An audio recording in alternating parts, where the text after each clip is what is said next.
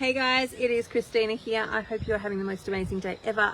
I will just say that there is like lightning and stuff that's happening around me. It's pretty normal where I am. For those of you who don't know, I'm in Bundaberg.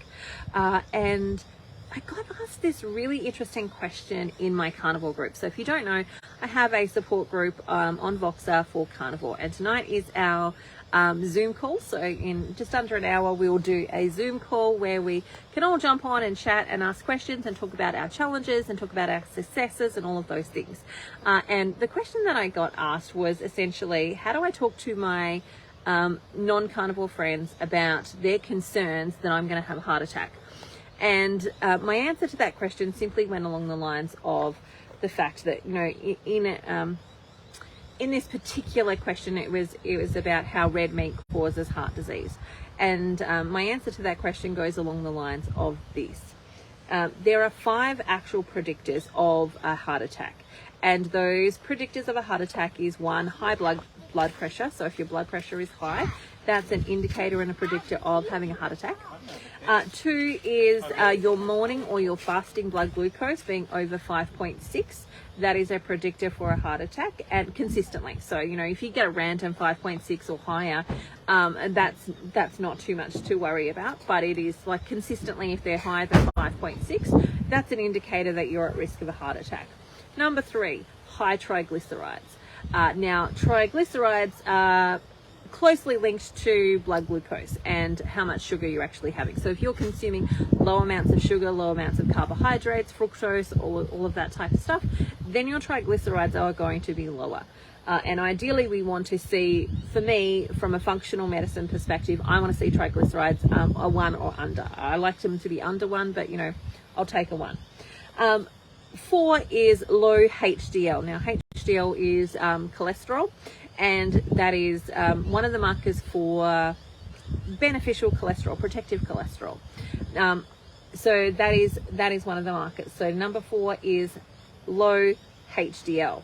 Number 5 is a waist measurement over 89 centimeters for women and 101 centimeters for men. So those are the 5 risk factors of a heart attack. Now, if you have those 5 risk factors, then you know, that's when you might be concerned.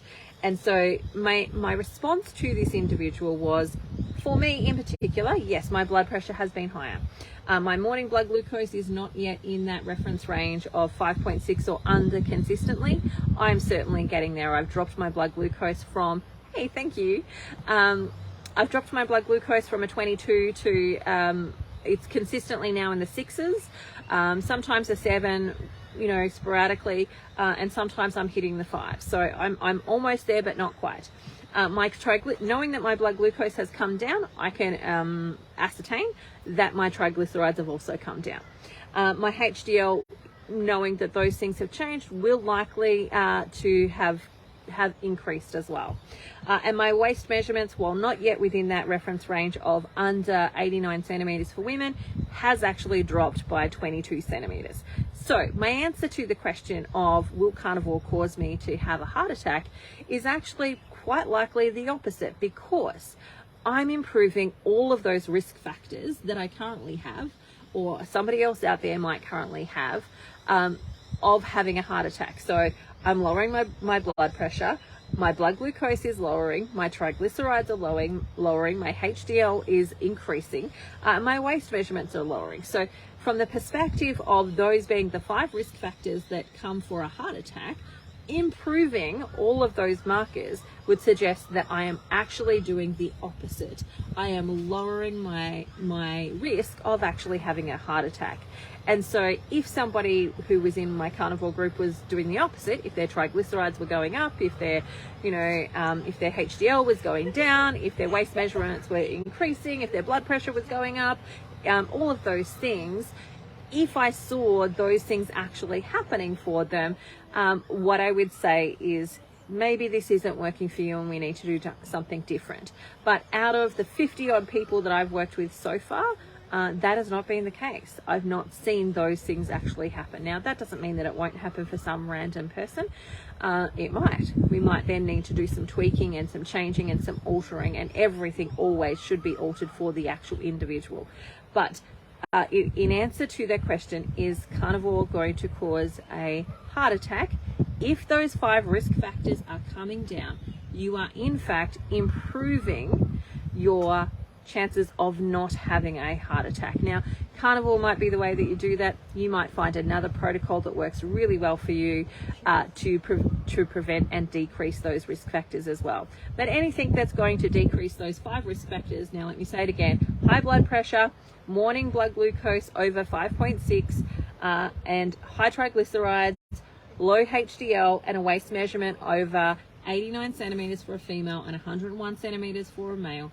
Anything that's going to help you decrease all of those 5 markers is actually going to improve your heart health and reduce your risk factor of actually having a heart attack. And I can say with 100% confidence that it's certainly doing that for me. It's reducing all of those risk factors for me.